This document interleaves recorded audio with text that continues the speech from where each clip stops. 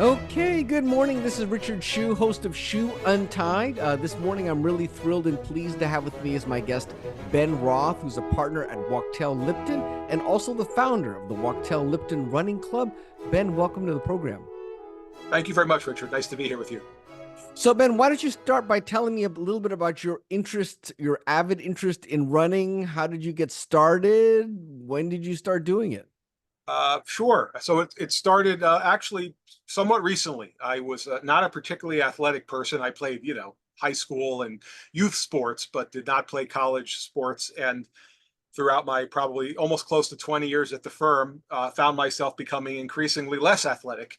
Oh, Uh, interesting. and during COVID, like a lot of people, I found myself with less commuting time, and as I was getting older, desiring to get myself in better shape. And I started off slow, and was thankful to be able to run a mile, and then 2 miles, and then a 5K, and all of a sudden, it became somewhat fun, Oh, uh, wow. and to be outside and to start running. And I kept pushing myself, and really found a love of it. And you run a couple of marathons or a few marathons even? I have completed 3 marathons and 25 half marathons, and a bunch of smaller stuff. Yeah, right. Well, tell me about the Wachtell Lipton Running Club. Is that something you started, or what was that all about? Well, it's funny. It happened somewhat unintentionally. I just started running myself, and and started talking to other colleagues who happened to run themselves to varying degrees. Some were, much better runners than me, and some were just trying to get started. And we wound up talking more often, and we decided that it might be fun to have a little bit of a running club or a team. So we decided to make some shirts and have a little team morale. The first event we did together was a Brooklyn combined half/full marathon. And I was training for that to be my first marathon. And I decided, well, let's make it a firm event and see if people want to join up.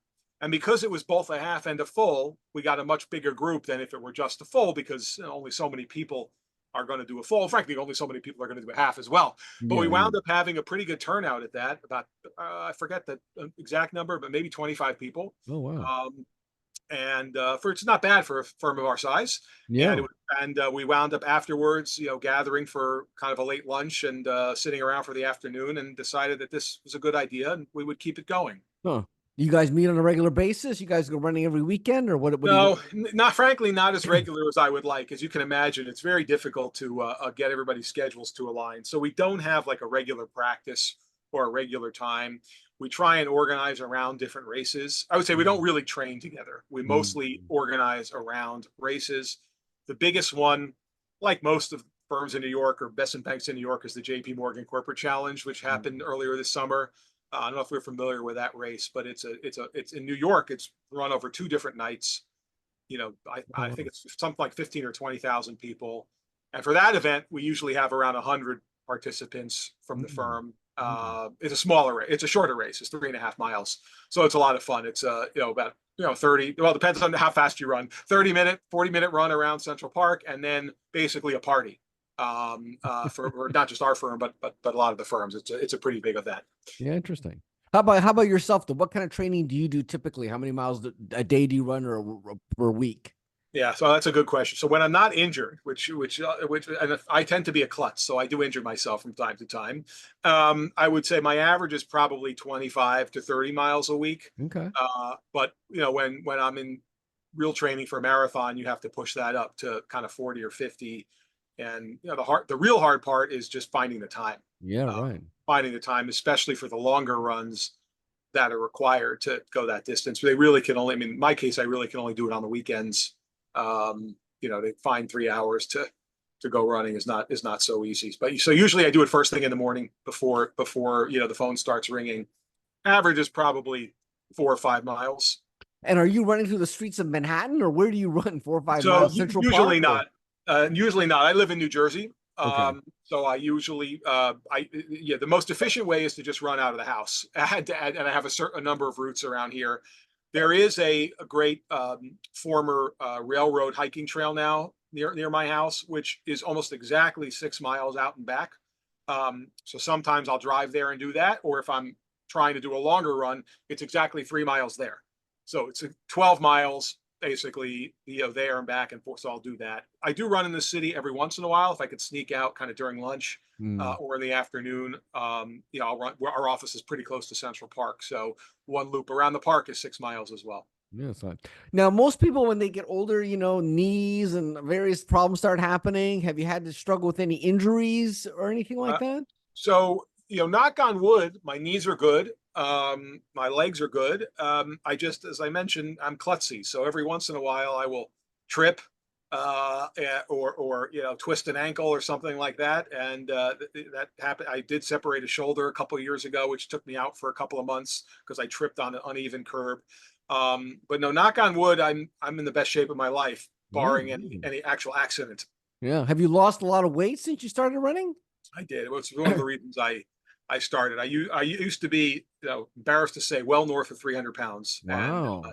it was time to make a serious change. Yeah. And I'm as I mentioned, I feel great. I'm in the best shape of my life right now. Wow, that's amazing. What does your family think about this? Your wife and kids, what do they think? Are they shocked and amazed?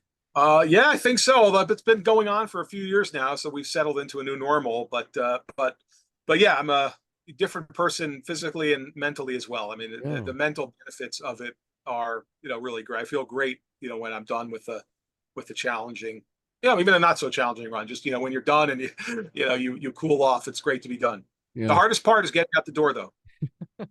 Totally. And like, do you listen to music or podcasts when you run? I find running very boring. What do you Yeah, listen to amuse yourself while you're running? funny. I talked to a lot of people about this. People have different preferences. Some people like the silence of their own thoughts. A lot of people do listen to books or podcasts. Yeah. Uh, for me personally, I need to have a playlist with the right tempo Okay. to keep me paced. Uh-huh. Um, and But sometimes that also means a slower one every once in a while to take a little bit off. But no, for me, it's always music. Um, I have these pair of Bose sunglasses which do double duty because you can stream the music right through the sunglasses, and it's only one piece of equipment. And one tip: always wear sunglasses because you never know what happens when you're out there. It could rain, bugs fly into your eyes, dirt gets kicked up. So it's always have some kind of eye protection out there. And these particular glasses are great because you can change the lenses based on if it's sunny or not sunny. So if it's not sunny, you basically put on clear lenses and you still get the protection Mm. and the music. And it's not something in your ear. So if you need to hear a car or somebody yelling at you don't have any real obstruction in your ear. Now, you say you ran 3 marathons. Are you going to continue for another marathon? Is that one of your goals? Every time I finish one, I swear I'm not doing another because they are really, at least for me, very grueling. Yeah, of But I'm course. signed up for the Marine Corps Marathon in DC this fall. Okay. So and if you can ask my wife, when I sign up for something, I'm going to do it. Yeah, So yeah, I may yeah. have to crawl my way to the finish line, but I'll get there and get my medal. For me, it's all about the medals. Are you so- Get are the you medal. are you racing and beat any particular time or anything like that?